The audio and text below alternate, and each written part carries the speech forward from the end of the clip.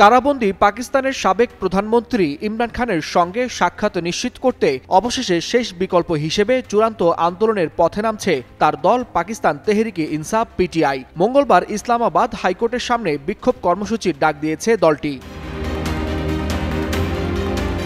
খাইবার পাখতুনখোয়া প্রদেশের মুখপাত্র আদিল ইকবাল জানিয়েছেন, ইমরান খানের সঙ্গে দেখা করার অনুমতি না দেয়ায় পরিস্থিতি ক্রমেই জটিল হচ্ছে। তিনি বলেন, মুখ্যমন্ত্রী সোহাইল আফ্রিদি পেশোয়ারে পৌঁছে সংসদীয় কমিটির বৈঠক ডেকেছেন, যেখানে আদিয়ালা কারাগারের অবস্থা নিয়ে বিস্তারিত আলোচনা হবে। আর সেখানেই নির্ধারিত হবে পিটিআইয়ের প্রতিষ্ঠাতার সঙ্গে সাক্ষাৎ নিশ্চিত করতে নতুন কৌশল।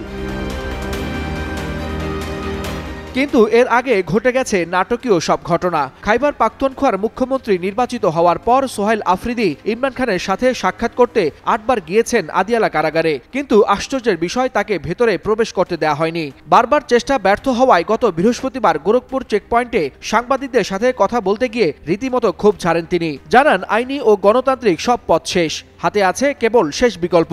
এর আগে আদিয়ালা কারাগারের সামনে টানা 16 ঘণ্টা অবস্থান ধর্মঘট করেন সোহাইল আফ্রিদি।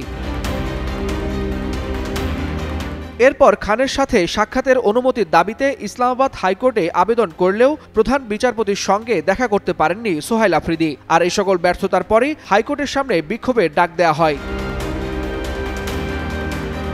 পিটিআইয়ের দাবি, ইমরান খানের সঙ্গে সাক্ষাৎ আটকে রাখা বেআইনি, আর এই সিদ্ধান্ত বদলানো না হলে আন্দোলন আরও তীব্র হবে। ফলে বিশ্লেষকরা মনে করছেন, সাবেক প্রধানমন্ত্রী ইমরান খানের অবস্থান ঘিরে পাকিস্তানের রাজনীতিতে অপেক্ষা করছে আরেকটি কালো অধ্যায়। ওয়ারিউল হাসানাত, যুগান্তর নিউজ।